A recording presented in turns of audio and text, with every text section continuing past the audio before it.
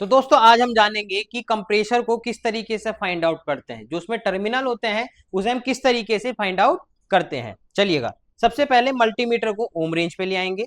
ओम range पे set करने के बाद आपको ये जो तीन टर्मिनल दिख रहे हैं, इन तीनों टर्मिनल के बीच रेजिस्टेंस वैल्यू को निकालना है। जो भी वैल्यू आएगी वो तीनों के बीच आनी चाहिए, यानी कि जैसे ये दोनों टर्मिनल है, इनको चेक करा तो ये जो वैल्यू आ रही है हम इन दोनों टर्मिनल के बीच की मानेंगे, ना कि इस टर्मिनल की, याद रखिएगा।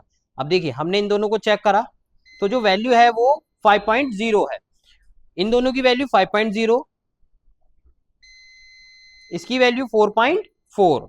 अब देखिए हमने इसके साथ भी चेक करा, इसके साथ भी चेक करा, अब इन दोनों को चेक करते हैं।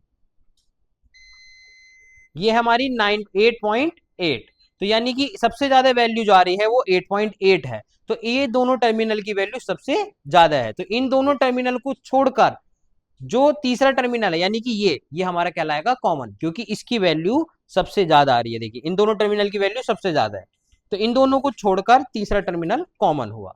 कॉमन पर रखकर अब आप लोगों को रनिंग और स्टार्टिंग को फाइंड आउट करना है। तो देखिए सबसे पहले इस टर्मिनल पे लगाएंगे। याद रखना अब जो बेस बनेगा वो हमारा कॉमन ही बनेगा।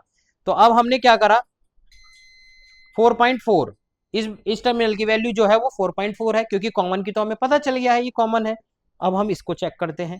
देखिए जैसे आपने लगाया ये 4.7 और ये 4.4, तो इनमें ज्यादा वैल्यू जो है वो इसकी है और इसकी वैल्यू कम है। देखिएगा फिर एक बार दिखा देता हूं, ये हमारी 4.4 और ये जो वैल्यू आप देख रहे हैं ये 4.7, यानी कि इसकी वैल्यू कम है और इसकी वैल्यू ज्यादा है। तो जिसकी वैल्यू कम है वो कहलाएगा रनिंग और जिसकी वैल्यू ज्यादा है वो कहलाएगा स्टार्टिंग। तो इस प्रकार से हम लोग कंप्रेसर में कॉमन, रनिंग, स्टार्टिंग को फाइंड आउट करते हैं। मिलते हैं नेक्स्ट वीडियो में।